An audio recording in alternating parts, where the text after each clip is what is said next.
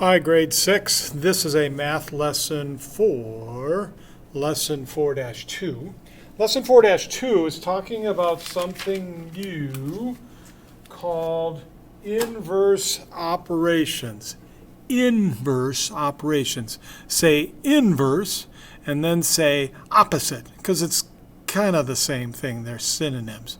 Inverse operations are opposite operations that we do to solve problems.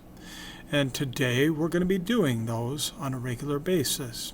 The opposite of addition is subtraction. The opposite of subtraction is addition. Yep. And we need to know that and realize that to solve some of these problems. Okay. First thing I'd like you to memorize is this thought. The equal sign is the middle of the problem. Say that. The equal sign is the middle of the problem. Okay, so let's get started, and let's see if we can figure out what Mr.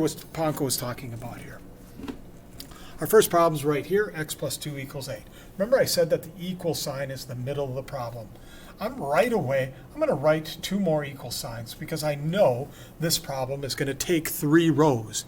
Yes, I expect you to do these problems in a 3-row pattern. Okay, here we go. So here's our variable x.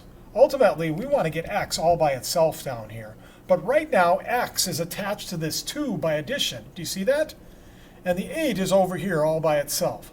Watch what I do to get rid of this 2. I am going to get rid of the 2 by doing the opposite, the inverse of adding to. The opposite, the inverse of adding to. What's the opposite of adding to? Watch this. I rewrote the problem. I'm going to subtract 2 from both sides. On this side, I get 6. And on this side, this is a little difficult to understand, but the adding of 2 and the subtracting of 2 cancel each other out, and I'm left with an x. So our answer is x equals 6. Yes? Our second problem. Again, here's the middle of the problem. I create 2 equal signs, because I'm pretty sure I'm going to need 3 rows total. My y is attached to the 7 by addition. So I write the problem. I leave a little space here and space here. What's the opposite of adding 7? Subtracting 7. I get 2 on this side. The adding 7 and the subtracting 7 cancel each other out. Y equals 2. Our next problem right here. N plus 6. How am I going to get rid of the 6, folks? What's the opposite of adding 6? Well, let's subtract 6. And I have to do it to both sides. 16 subtract 6. N plus 6 subtract 6.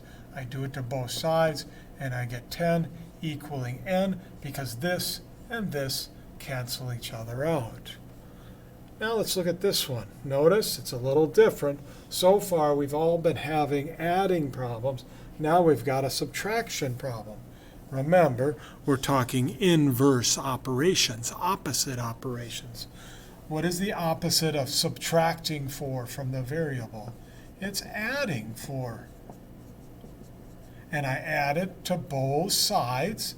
I add it to both sides. It gives me 12 here. And this cancel, leaving me with C equaling 12. Oh, that looks kind of icky. C equals 12. There, that's better. Okay, this one right here, B minus 4 equals 9. I write down the 2 equal signs.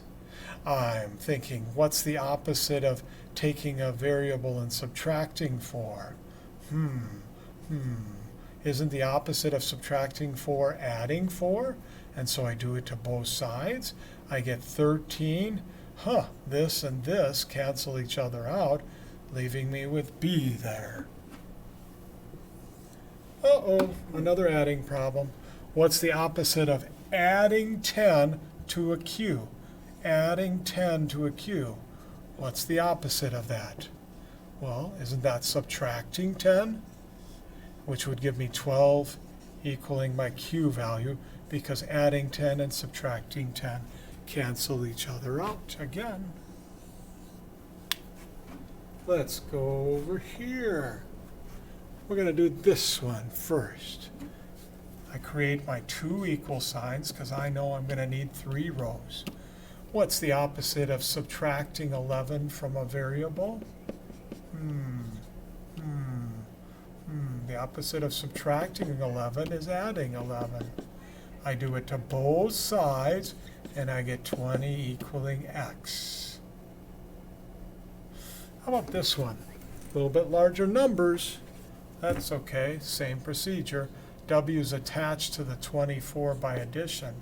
What's the opposite of adding 24? The opposite of adding 24 is subtracting 24, and we're going to do it to both sides.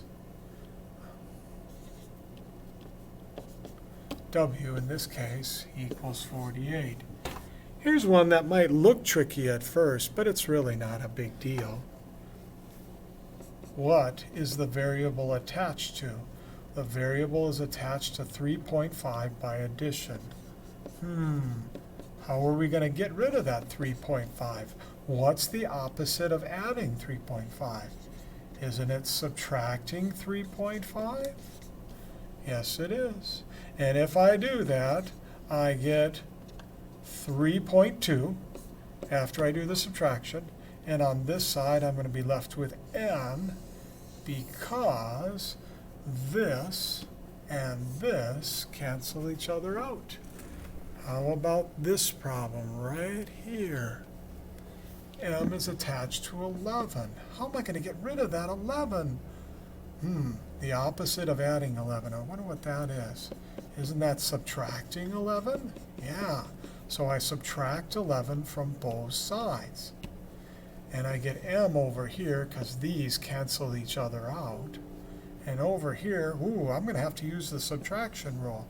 To subtract, I add the opposite of the second number, and I get negative 16 equaling m. Negative 16 equaling m. Because I have to use the subtraction rule to create an answer. How do I do this one? Well, the first thing I'm going to do is put my two equal signs down. My y is attached to the 86 by addition. What is the opposite of adding 86? Isn't it subtracting 86? And over here I'd end up with 13. And here, this and this cancel each other out. And I'm left with a y equaling 13. We're going to do one more here. How do I end up doing this one? Well, what's the opposite of subtracting 10? Isn't it adding 10? Yep. And I get 18 equaling my d value, and we are done. Thank you. I hope you watched the entire video. Nathan. Thank you. Have a good day. If you have questions, talk to me.